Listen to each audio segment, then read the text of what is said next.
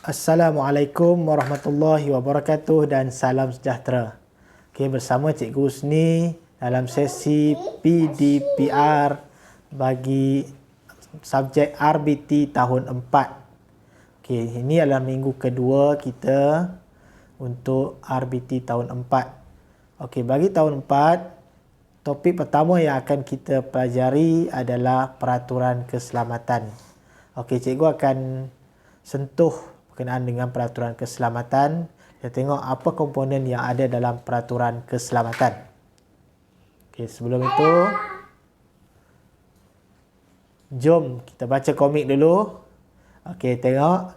Cikgu Nasir dan murid tahun 4, Alfa, berada di luar bengkel reka bentuk dan teknologi RBT. Okey, tengok apa Cikgu Nasir kata. Murid-murid, hari ini kita akan masuk ke dalam bengkel reka bentuk dan teknologi. Sebelum masuk, letakkan dan susun beg kamu di sana. Okey, seronoknya. Cikgu, ini kali pertama kami dapat masuk ke bengkel. Mengapakah kita perlu meninggalkan beg di luar bengkel? Cikgu, apa yang akan kita lakukan di dalam bengkel? Okey, banyak aktiviti yang akan kamu lakukan di sini. Di sini ada peraturan untuk menjaga keselamatan kita. Kita hendaklah mematuhinya. Okey, kalau tengok kepada komik ringkas ini, kamu dapat gambaran apa itu peraturan keselamatan. Okey, dan di sini ia melibatkan bengkel lah. Okey, walau bagaimanapun disebabkan oleh faktor pandemik COVID-19, kita sekarang berada di rumah untuk sesi PDPR, maka peraturan bengkel tidak diguna pakai. Walau bagaimanapun kita tetap mempelajarinya kerana ia merupakan sebahagian daripada silibus pembelajaran RBT bagi tahun 4. Okey, kita mulakan dengan peraturan pembahagian kepada peraturan keselamatan. Okey, kita tengok apa yang terlibat. Pertama, peraturan keselamatan bengkel. Okey, peraturan keselamatan bengkel. Okey. Okey, pertama peraturan keselamatan bengkel.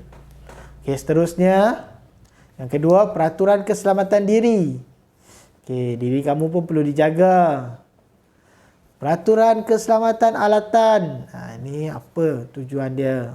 Untuk memastikan peralatan yang terdapat di dalam bengkel itu berada dalam keadaan baik dan dia tidak mendatangkan kecederaan ataupun tidak berlaku kemalangan kepada kamu sekiranya menggunakan alatan tersebut. Ini penting untuk kita pastikan. Okey, dan yang terakhir untuk peraturan keselamatan adalah peraturan keselamatan bahan yang melibatkan bahan-bahan yang digunakan seperti terpentain, thinner, cat dan sebagainya. Benda-benda ini disebut sebagai bahan. Okey. Okey, kita tengok satu persatu. Okey, peraturan keselamatan bengkel. Okey, tengok. Okey, pertama kita buka pintu dan tingkap bengkel sebelum memulakan aktiviti. Ini penting untuk memastikan pengudaraan. Tidaklah kita berada dalam keadaan udara yang tidak baik. Okey, seterusnya patuhi semua papan tanda keselamatan di dalam bengkel. Ini supaya kamu selamatlah, tengok laluan keselamatan, laluan untuk keluar dan sebagainya. Okey, yang ketiga, letakkan beg di tempat yang disediakan. Ini untuk pastikan kesediaan kamulah untuk belajar, tidaklah penuh nak buat aktiviti penuh dengan beg pula di sebelah kanan dan kiri dan sebagainya. Okey, seterusnya patuhi arahan dan makluman daripada guru sebelum masuk ke dalam bengkel. Ini arahan cikgu penting. Sepanjang dalam bengkel tidak boleh melakukan perkara sesuka hati. Okey, seterusnya Gunakan alatan dan bahan setelah mendapat kebenaran guru. Dah dapat kebenaran baru guna. Jangan suka-suka ambil alatan, guna. Dan yang terakhir, bersihkan meja kerja dan bengkel setelah selesai melakukan aktiviti. Yang ini pentinglah. Ini bukan saja di dalam bengkel, malah di dalam kelas kamu pun, kamu akan sentiasa membersihkan ke kelas. Okey, seterusnya. Kita pergi pada peraturan keselamatan diri. Okey, ini melibatkan diri kamu. Okey. Pakai pakaian dan kasut yang sesuai di dalam bengkel. Dalam bengkel memang sesuai lah. Kamu pun pergi sekolah memakai pakaian sekolah, ataupun kalau hari yang ada aktiviti PJ, kamu akan pakai baju sukan dan kamu sentiasa pakai kasut. Jadi ini dah bersesuaian dengan keadaan kamu di sekolah sebenarnya. Okey. Seterusnya, ikat atau masukkan tudung ke dalam apron. Ini untuk murid perempuan. Dan yang ketiga ni pun untuk murid perempuan juga. Ikat rambut yang panjang. Jangan ingat murid lelaki pula dapat rambut panjang sebab tengok ada ikat rambut panjang.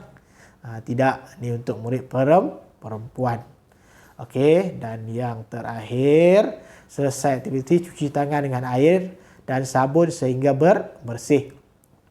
Ini keadaan biasalah, tapi dalam keadaan kita sekarang ini, kamu pun sedia maklum, kita ada lagi tambahan, kita perlu sentiasa sanitize kita punya tangan dengan menggunakan hand sanitizer. Okey, ini cikgu rasa sentiasa ada. Kadang-kadang banyak murid yang sentiasa bawa ke mana-mana selain daripada apa yang cikgu sediakan. Okey. Tengok ni peraturan keselamatan alatan. Okey, pertama, bertanya dan minta tunjuk ajar guru sebelum menggunakan alatan. Nak guna apa-apa perlu minta dulu.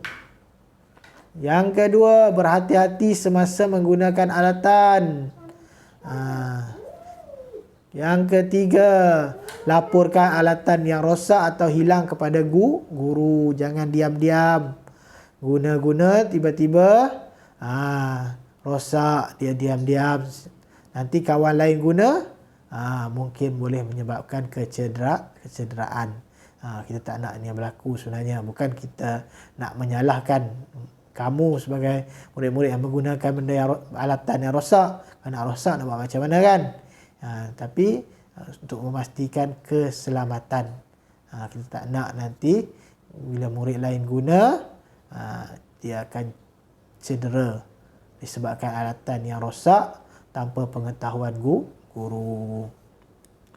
Okey, seterusnya bersihkan alatan tangan selepas digunakan. Ini pastilah kalau dah guna gergaji ke apa ke, lepas guna kita bersihkan. Bersihkan, buang habuk dan sebagainya. Seterusnya simpan alatan di tempatnya semula setelah digunakan. Ini biasa kita kumpul-kumpul, kita akan simpan dalam store kita lah. Ataupun di ruang alatan tangan. Okey. Seterusnya, guna alatan dengan cara yang betul. Cara penggunaan pun penting. Tak boleh guna sesuka hati. Okey, nak potong kayu, guna cutter. Tak boleh lah. Potong kayu guna gergaji lah. Ini kena betul lah, cara yang betul. Gergaji pula kena mengikut pegang ataupun di tempat yang pemegang dia lah. Jangan pegang di tempat mata gaji pula. Dia kata ni lagi selesa, dia pegang macam tu. Tak boleh. Cara yang salah boleh mengundang kepada kemalangan. Okey, dan yang terakhir, ni yang penting sangat ni. Sebab selalu diingatkan. Dilarang bermain dan bergurau semasa menggunakan alatan. Dia buat main pedang pula. Dia dapat alatan, dia dapat kikir ke apa ke. Dia tengok macam keris, dia buat gurau dengan kawan. Kan? Buat pergaduh, buat main-main, lawan-lawan dan sebagainya. Tak boleh. Ini perlu dielakkan. Wajib lah. Bukan perlu lah. Wajib dielakkan. Okey. Memang amat dititik beratkan perkara begini. Okey, seterusnya, peraturan keselamatan bahan. Okey, peraturan keselamatan bahan, kita tengok. Ni boleh makan bahan. Okey, Okey, pertama bertanyakan cara penggunaan bahan yang betul kepada guru. Nak guna apa yang betul? Nak cairkan ni guna apa? Cat guna apa? Okey. Nak cairkan shellac, nak guna apa? Kena tanya guru. Jangan suka-suka tengok, oh ini sama boleh ni. Cair dengan air, habis. Cat dia cairkan dengan air pula. Kalau cat air, cat rumah tak apalah. Ini cat licau yang biasa tak boleh lah. Jadi boleh rosaklah cat tersebut kan. Jadi kena pastikan betul. Okey, yang kedua, simpan bahan yang berbahaya dan mudah terbakar di tempat yang selamat. Ni kena simpan selamat. Kita tak tahu apa yang berlaku. Okey.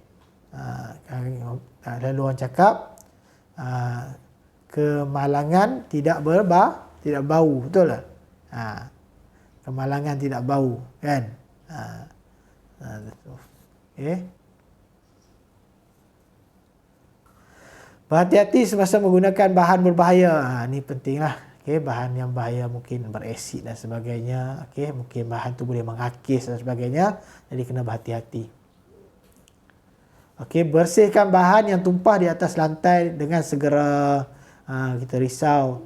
Kita tak bersihkan, licin. Kan? Jadi kawan lalu, terjatuh pula. Jadi boleh cedera lah. Semua benda ni nak mengelakkan kecederaan je. Bukan ada apa. Sebab kita tak nak berlaku kemalangan kepada murid-murid semasa berada di bengkel. Jadi kita wujudkan peraturan dan diwujudkan peraturan ini. Okey, dan guna bahan dengan berhemah dan cermat. Ni pasti tak naklah berlaku pembaziran di situ kan. Dan yang terakhir, simpan bahan yang mudah rosak di tempat yang sesuai. Okey. Okey, ni berkaitan dengan peraturan keselamatan. Okey, sekadar itu dulu. Okey, remember safety first. Okey, ni ingatlah. Okey, biasa ingat. Okay, utamakan keselamatan anda. Okey, sekadar itu dulu. Okey, kita punya sesi pengajaran dan pembelajaran untuk kali ini. Sekian. Assalamualaikum.